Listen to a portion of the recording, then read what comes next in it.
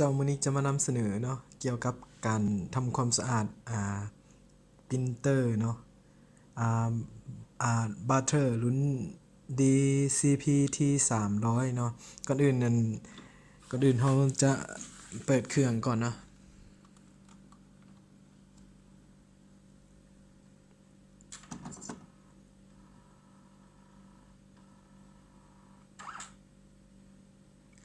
หลังจากเปิดเครื่องแล้วเราจะ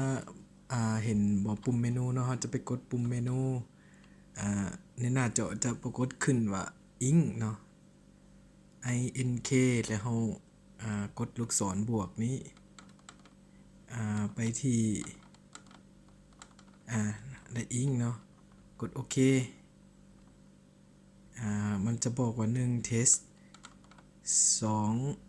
3 4 2นี่ cleaning เนาะเราจะเลือกเอา cleaningเฮาblack เนาะแล้วก็ all เราจะเลือกเอา all มันจะทำความสะอาดไปเรื่อยๆเนาะมันจะปฏิบัติการของมันเนาะ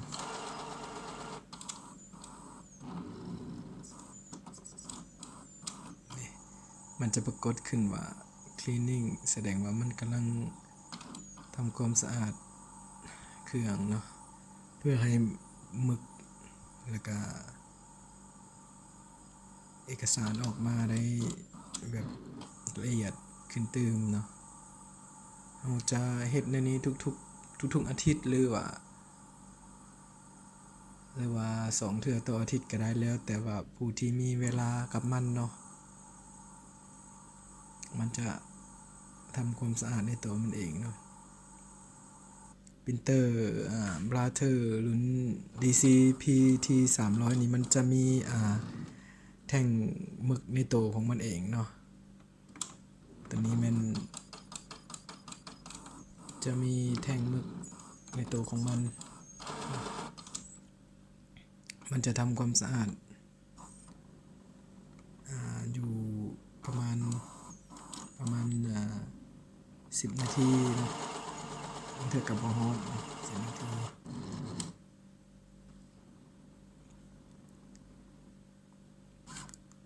เราถ่ายแป๊บนึงมันก็จะสำเร็จแล้ว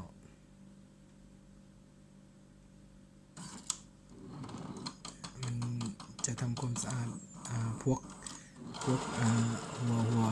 านแล้วก็หมึก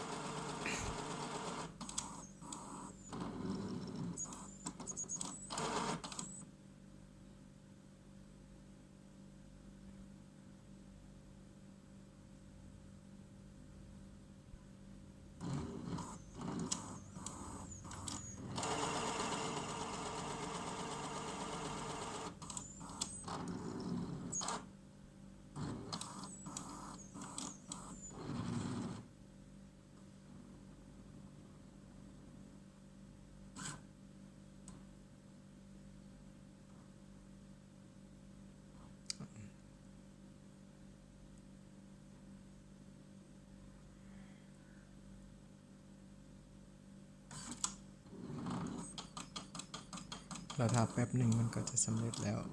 ฮอต10 นาทีสำหรับ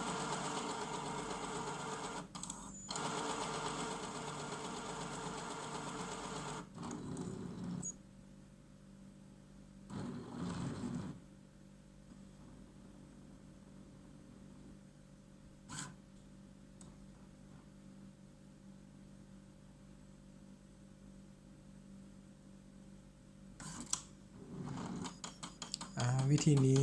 กับบ่ฮู้ว่ามันจะคือเครื่องปิ้นเครื่องอื่นหรือบ่เนาะมันจะขึ้นว่า complete เนาะถือว่าเป็นการสำเร็จเนาะ